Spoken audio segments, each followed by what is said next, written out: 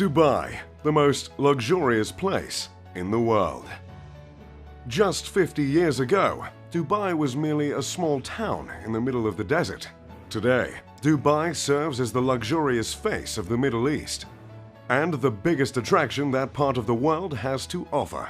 Undoubtedly, you've seen photos of the Burj Al Arab hotel, the crescent-shaped skyscraper built on a man-made island. You also probably know that Dubai is home to the world's tallest building, and you might have even seen Tom Cruise scaling it in an installment of the Mission Impossible franchise. That building is called the Burj Khalifa, and it stands 2,722 feet high. Yes, I'm sure you know a bit about the attractions of this amazing city, but today I'd love to get the chance to tell you so much more. So, here's all the over-the-top, wildly expensive things you can find in Dubai.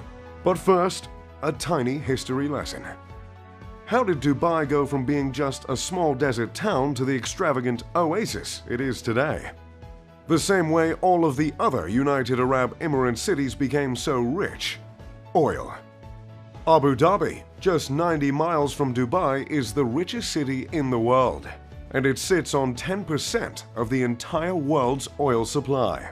This production of oil launched the United Arab Emirates into the first world. Millions were poured into Dubai, and it became one of the biggest cities in the Middle East. However, today, Dubai only makes 5% of its revenue from oil, because its reserves aren't nearly as lucrative as some of its UAE neighbors. Dubai makes the majority of its revenue from trade, real estate, and tourism. Dubai has become the business center of the UAE since it can no longer rely on oil production alone. But this adjustment has not discouraged this incredibly rich city from growing. Dubai is growing in population just as much as it's growing vertically. In fact, about 1/4 of all cranes are located in Dubai. That's right, about 25% of cranes in existence are in just one UAE city. It seems the game plan of Dubai is just to keep building skyscrapers. Two of these skyscrapers are the aforementioned Burj Khalifa and the Burj Al Arab Hotel. The Burj Khalifa stands more than half a mile tall. It's so tall, in fact, that at its upper floors, the building can sway several feet at the mercy of the wind. This, however, was not overlooked by the architects of this massive building. The Burj Khalifa was designed in such a way that the sway would be too slow for the vestibular system in the inner ear to even notice. That's the part of the ear that provides balance if you happen to be unburdened by interference. The Burj Al Arab is a beautiful 5-star hotel, just hundreds of feet off the land. The Al Arab is the 5th largest hotel in the world, thanks to its unique shape. The hotel stands 56 stories high. It is officially labeled as a 5-star hotel, but some have dubbed this stunning building with the highest remark of 7 stars. This 7-star label is up for debate, as the authority on the matter of luxury hotels has not been agreed upon.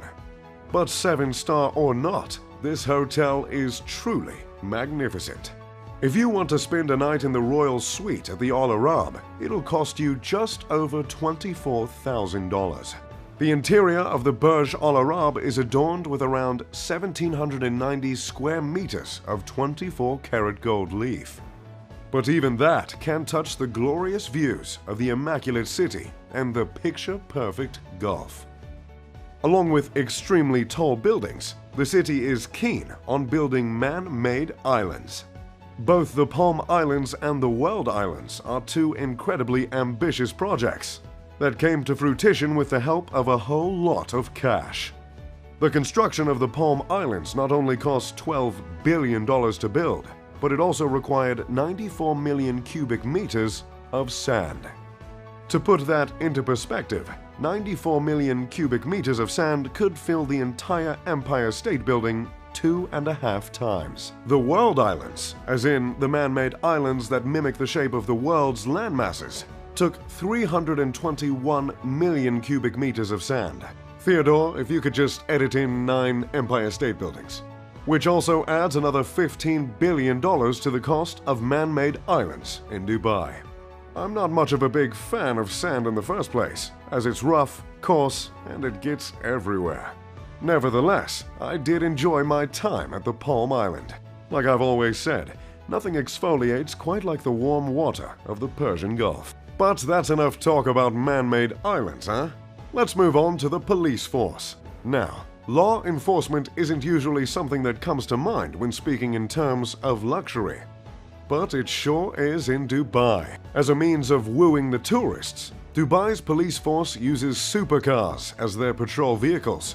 This includes cars such as the Ferrari FF that goes for around $500,000, the Lamborghini Aventador that goes for around $400,000, and my personal favorite, an Aston Martin 177 for the reasonable price of $1.79 million.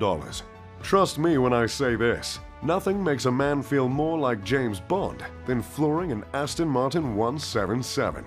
Ooh, makes me want to take mine out for a spin right now. Anyway, using these spectacular cars is just Dubai being Dubai. But hey, Dubai is the 8th safest city in the world, so more power to them. This isn't all due to the supercars, of course. The UAE, in general, has rather strict laws.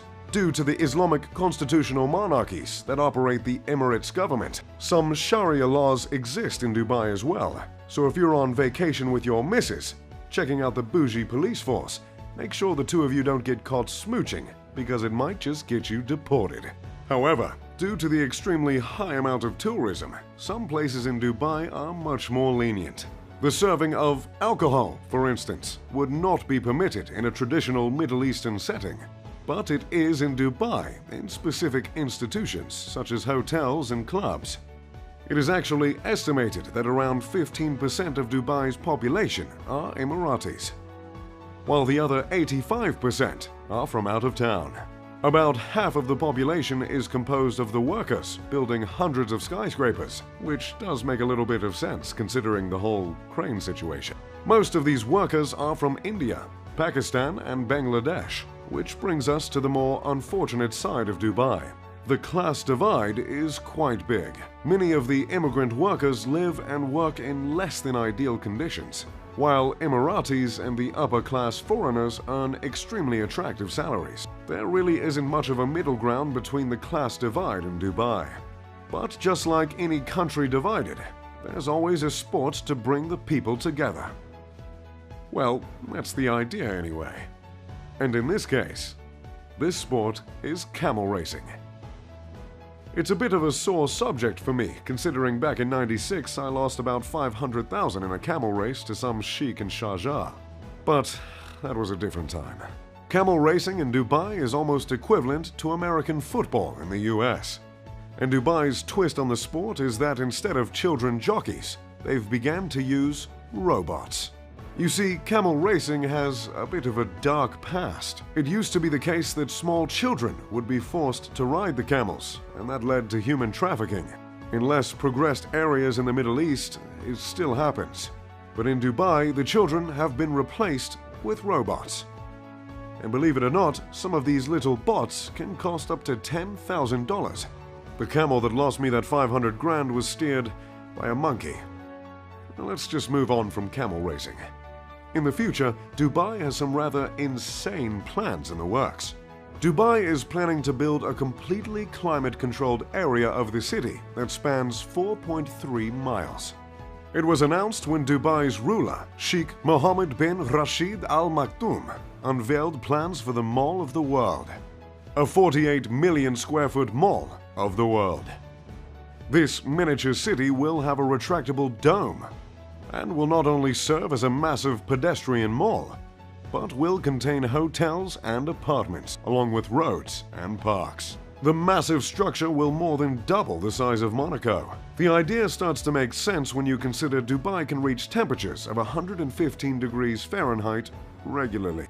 But the idea begins to make less sense again when you consider the cost. The cost has not yet been determined officially, but estimates have been made in the tens of billions of dollars. And keep in mind, the price tag would be much higher if the workers were not dreadfully underpaid. The dome is planned to have 100 hotels and serviced apartments totaling 20,000 rooms. It seems an audacious architectural feat. We've never known Dubai to aspire for anything less. Due to the speed at which Dubai has been growing, it never developed a standard address system. In fact, until 2015, instead of an address line on a mailing label, there was a space where residents could draw a map or write out specific instructions. Thankfully, they have established 10-digit numbers that serve as addresses, and I'm sure it's a whole lot easier to be a delivery driver in Dubai nowadays. So, that's Dubai for you. Oh, and I completely forgot. To top it all off, the mega-rich residents that live in Dubai don't send an ounce of their paycheck to the government. In Dubai, there is no income tax.